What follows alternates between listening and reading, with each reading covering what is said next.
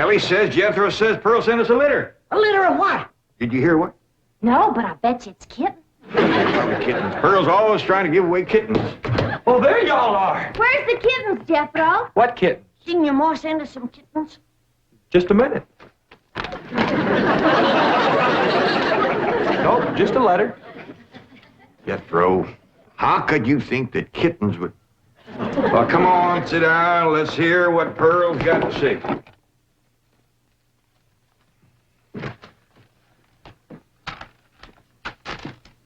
Dear son and kinfolk, I take pen in hand to say we are all fine back here.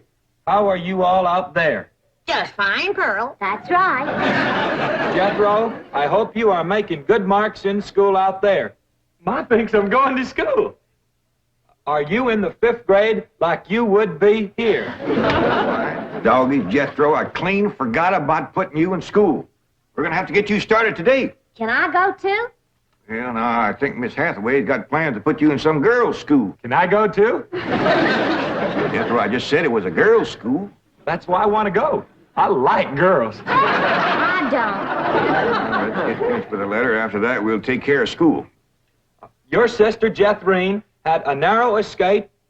A city dude tried to take advantage of her. What does that mean, Paul? That's, well, Granny will explain that to you later. Tell us more about the city dude, Jethro. His name is Jasper He. Jasper He. That's a funny name. Oh, there's a dot in there. His name is Jasper. He wears patent leather shoes and spats on them. Don't sound too neat, does he? He seen your sister at the cabin when I went there to keep an eye on it for Cousin Jed. I know what Pearl went there to keep an eye on. Mr. Brewster. Well, now, Granny, Pearl's a widow woman. She got a right to look. I ain't knocking it. I got my eyes open myself. At first, I thought the city dude worked for Mr. Brewster, so I drove back out to the cabin to give him a piece of my mind. I could put a bug in that Mr. Brewster's ear. Look out for feathers. Feathers? The more Pearl has her eye on a man, the more feathers she sticks in her hat. That's right. 3 and 8 came in flowing 2,000 barrels a day. And it looks like the news strike's going to be even better. There's no doubt about it. This is one of the richest pools we've ever hit. Yep, everything from here is good news.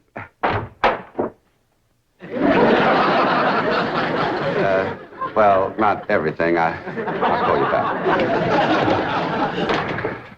Mrs. Bodine, this is a pleasant surprise. Well, thank you. Although you might not think it's so pleasant when you hear what I have to say. Oh? One of them oil fellas working for you has made advances to my daughter. Made advances? Well, what would you call being picked up and carried off by brute force? Well, I'd call that making advances. What's his name? Jasper Depew. Jasper Depew. I ain't seen him myself, but from what Jethro tells me, he's a pretty slick article. Oh. Oh, Mr. Brewster, you don't know how hard it is for 2 girls living alone like Jethro and me.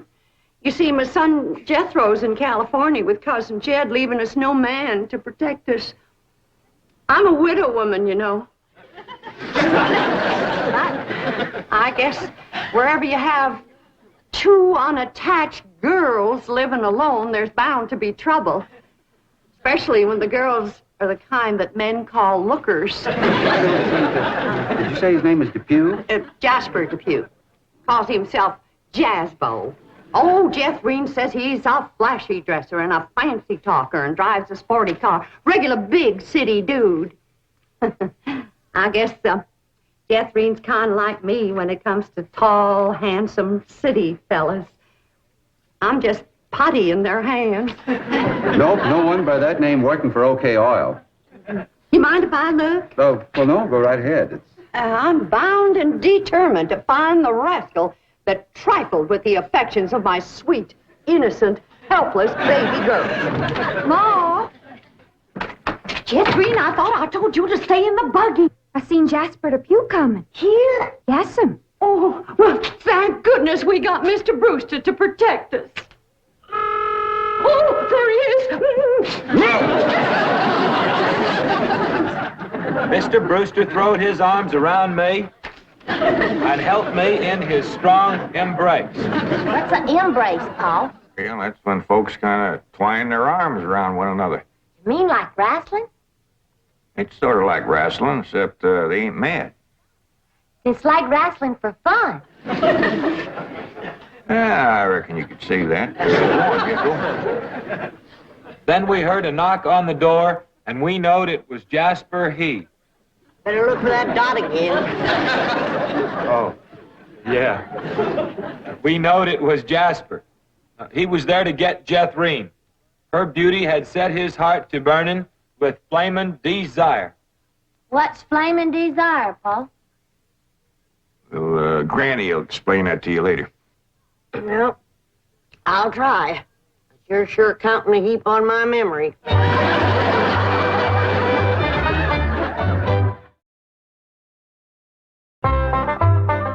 Read on with your Ma's letter there, Jethro. Yeah, it's getting good. One city fella's got his arms around Aunt Pearl, and another's waiting at the door to grab Cousin Jethrine.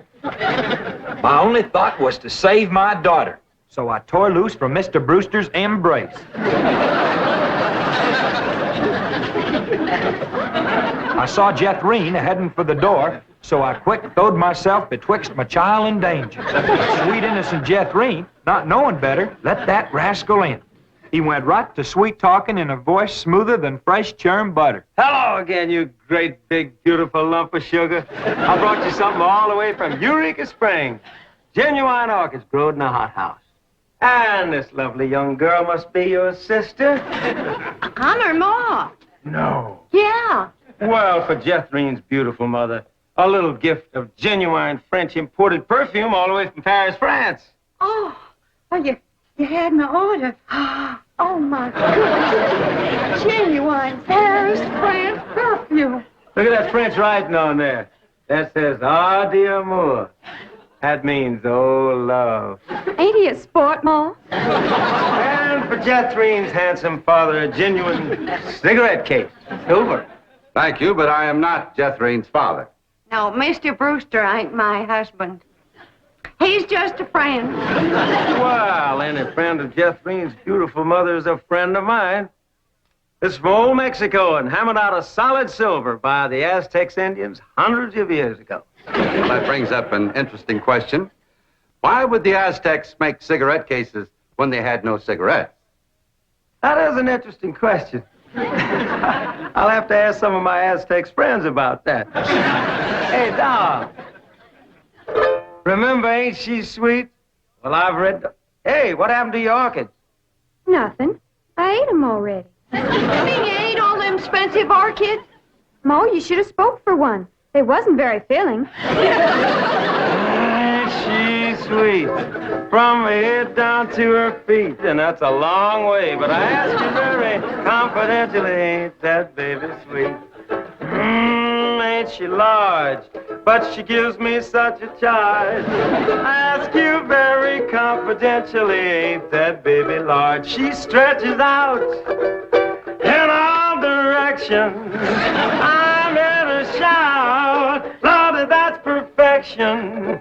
Are you with me? Ain't she keen? Well, that's the most I've ever seen. And I'm here to tell you I'm her ding-dong daddy, and she's my queen. And she is king size, my Jethrine. Her lots of mama, my Jethrine. She carries me away.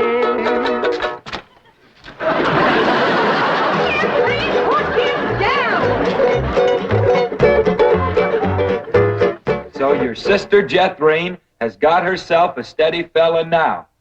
He says he is going to ask for her hand someday. I hope he will take the rest of her, too. Ha ha. Give my love to all and be a good boy. I am going out now to mail this letter and get some more feathers for my hat. As ever, your loving mother. Gee, sure nice to hear from Ma. Nice letter, nice here. Jethro, you and me's got to go right out and find a school and get you to going. Granny, you pack up a nice lunch for Jethro to tote along. How about a big mess of poke greens and chitlins with some pole and a big pot of sorghum to dip it in? Fine. Oh, Granny, it don't have to be that fancy. Some of the other boys here in Beverly Hills might not have it so good. They go to complaining to their folks. Let them complain. It ain't gonna hurt none to raise their standard a little. I'll get the truck, Uncle Jed. Paul, please let me go with Jethro. I can help him fight if the big kids in the 5th grade goes to picking on him. I know for sure that Miss Hathaway has got other plans for your schooling. But with Jethro gone, I won't have nobody to play with. Oh, yes, he will. I just remembered something. Mr. Drysdale's stepson is coming home for Thanksgiving. And he's going to be living right next door. And you can play with him. Mr. Drysdale gave me some pictures of him. Here's some pictures of Sonny. That's what they call him, Sonny. He's been going through a lot of schools, and he ought to know some real good games to play. Ain't he something? Yeah, but what? Why, he's a boy. Sure? Elly, just because he's wearing... Well, there's Jethro. Now, you keep thinking about how much fun you're going to be having with him right next door. You know, he does kind of favor that movie actor, Rudolph Valentino. Here's Jethro's lunch. I didn't have time to fix much, but it'll hold him till he gets home from school. I got a little surprise in there. I've been saving it for a special day, and I reckon this is it. What is it, Granny? Deviled hawk eggs. Doggies. Makes me wish I was going to school.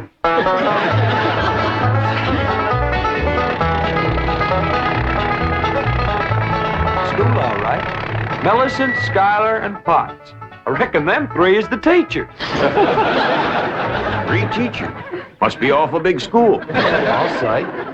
Well, let's go in there and get you started.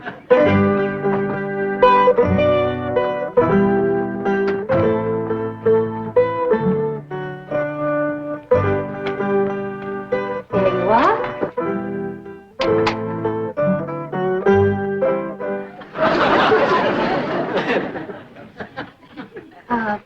May I help you? Well, reckon maybe you can. Diana, someone has parked a most disreputable-looking vehicle outside my window. Perhaps it was these gentlemen. Oh?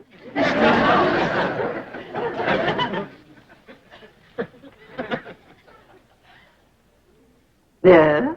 What is it you wish? Well, I'd like to get my nephew started into school. Here? Yeah, here's all right if you got room for a desk and his lunch basket. My dear man, this is a most exclusive private school. The tuition is quite expensive. Well beyond your means, I'm sure. Does that mean it costs a lot of money? That is precisely what it means. Well, I can pay you if it ain't over $25 million. 25 million? Yes, ma'am, that's all I got. Dollars? Yes, ma'am. In cash. Yes, ma'am. This is obviously a practical joke perpetrated by one of my envious competitors. What is your name? Jed Clampett, ma'am, and this here's... And you expect me to believe that you have $25 million? Well, no, not on me, ma'am, but my neighbor, Mr. Drysdale, he's keeping it in his bank for me.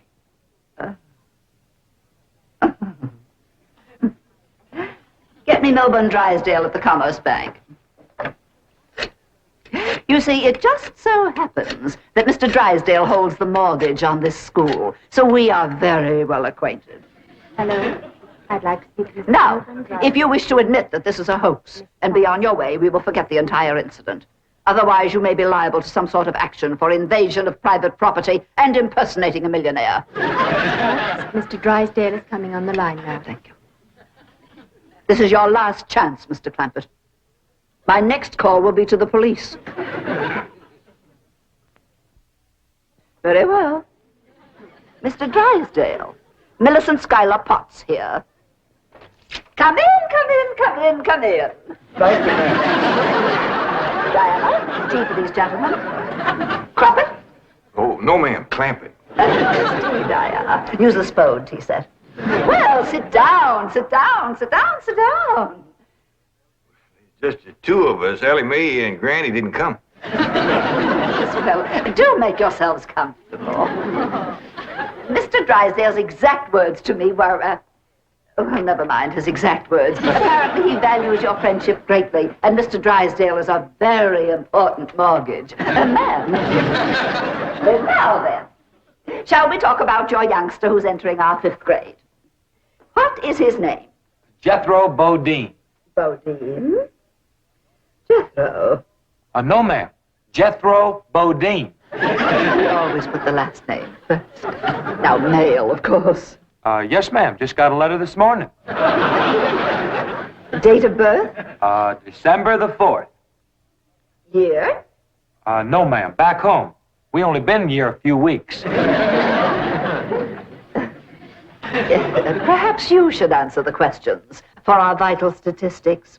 Now, we need to know the complete birth date, which in turn gives us the exact age. Now, we have December 4th, and judging from the fact that your nephew is entering the 5th grade, I would surmise that the year is 51 or 52. Am I correct? Oh, Jethro ain't near that old. And in the 5th grade? Why, that's wonderful. Well, perhaps we have a budding genius on our hands. Archie! I'll pour. Oh, Diana, I'd like you to bring me one of our boys' uniforms to show these gentlemen. A 5th grade size. No, on second thought, you'd better make it 3rd grade. He's younger than average. Mrs. Potts. We require that all of our students wear identical uniforms. It makes for less friction that way. Otherwise, the boys of millionaires are apt to be taunted by the really rich. I bet you Jethro will look right good in a uniform. He can't wait to be a soldier. Oh, yes, many a young lad is like that. However, our uniforms do not reflect any militaristic design. No, rather, we strive for something gay, attractive, and smart. Oh, there you are. Charming, isn't it? Now, you take this home and have Jethro wear it when he comes to school in the morning.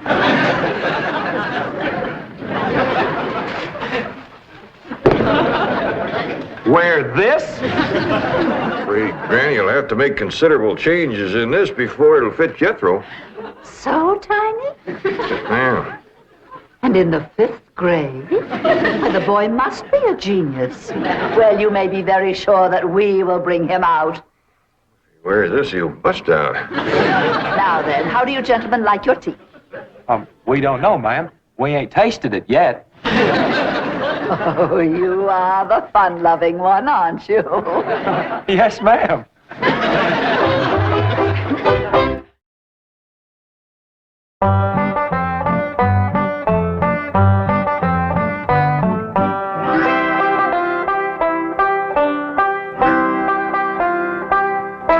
Granny, here's Jethro's school clothes. You want me to help let him out? Oh, well, thank you, Elly, but let's see what has to be done. Maybe they fit him already. That's supposed to be a hat? I reckon so. What's that? Well, Jethro said it stands for Potts. Potts? That's the school he's going to. Pot school. Hell, he'll be learning a good trade. If there's something folks always needs, it's pots. Jethro can make you some dandy new ones once he catches on to it. Miss Sam Hill is supposed to wear that. Well, Jethro, I reckon. Jethro couldn't have wore that at 3. Paul said it'd take some letting out. Letting out? There ain't enough seams in the whole world to let that out. How's it going, Granny? Are you getting my uniform already? Jethro Bodine? No, Granny. Over to school, it's Bodine Jethro. Elly May, leave the room. You got no shame running around here in your underpants? Granny, these ain't underpants. They swimming trunks. You wrap that towel around you before I cut a switch. But Granny, Miss Hathaway says... I don't care who says what. I'll be glad when your ma gets out here to take you in hand and to make you some school clothes. These things ain't never gonna fit. But Granny, I gotta have these in the morning. It's a rule. All us kids over there's gotta wear these. And that coat, too. Yeah. I sure wish your ma was here with her sewing machine. Pearl's a whiz at making clothes. Now that you're going to be keeping company with Jazzbo Depew, you're going to need some nice clothes. I like the little fella, Ma. I'm glad, Jeffrey. But you got to stop picking him up all the time. He ain't heavy. That ain't the point. It don't look fitting for a girl to run around carrying a fella. All right. I won't pick him up anymore till we get married. Why would you pick him up then? To carry him over the threshold. You ain't supposed to carry him. He's supposed to carry... No, that's ridiculous. I declare, I don't know how I'm going to keep you in clothes the way you're shooting up. I start a new outfit, and by the time I get it stitched together, you've outgrown it. My new shoes is already too tight for my feet. Oh, them feet. If they get any bigger, you're going to have to go outside to turn around. My feet ain't as big as Jethro's. Well, of course not. He's a boy. Just think, your brother Jethro's going to school in Beverly Hills, California. Yeah. I'm homesick for to see him, Ma. Me too, Jethro. I'll bet your rich Uncle Jed has Jethro duded up like one of them actors in movie pictures. I can't understand these Beverly Hills schools. Wearing that uniform ain't gonna make you no smarter.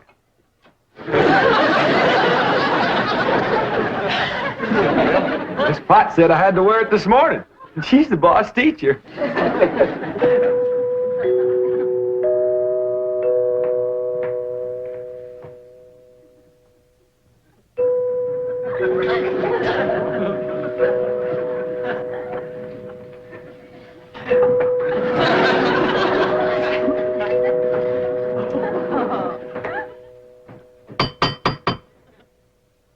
Danged if Jethro ain't right. Every time that music plays, somebody comes to the door. Good morning. Surprise! Surprise! Good morning, Miss Potts. I decided to come by and drive our diminutive genius to school myself. What? Your nephew, Jethro. Oh, yes, ma'am. Jethro! Come on down here. You got to ride to school. Well, that's mighty nice of you, ma'am. Oh, tut. I'm going to give the boy my personal special attention. I feel that when one... Well, howdy there, Miss Potts. You come to take me to school? You betcha she is. I want you to be a good boy and make good marks so your ma will be proud of you. This is your nephew? Yes, ma'am. You met him yesterday, remember? Of course, he does look a mite different in his uniform. Granny had a time getting it to fit, but she done it. You are in the 5th grade? Oh, yes, ma'am. Just finished 3 years in the 4th. But I can't. It's impossible. Oh, that ain't nothing. He got through the 1st grade in only 2 years. Under no circumstances can I allow this. Well, say, here comes Mr. Drysdale. I reckon he's coming to see Jethro off to school. Come along, Jethro. But take off. This is the way we go to school. This is the way we go to school. Here's Jethro's lunch. Oh, Jethro! You forgot your lunch. Now, Jethro, you share your grits and fat back with Miss Potts today.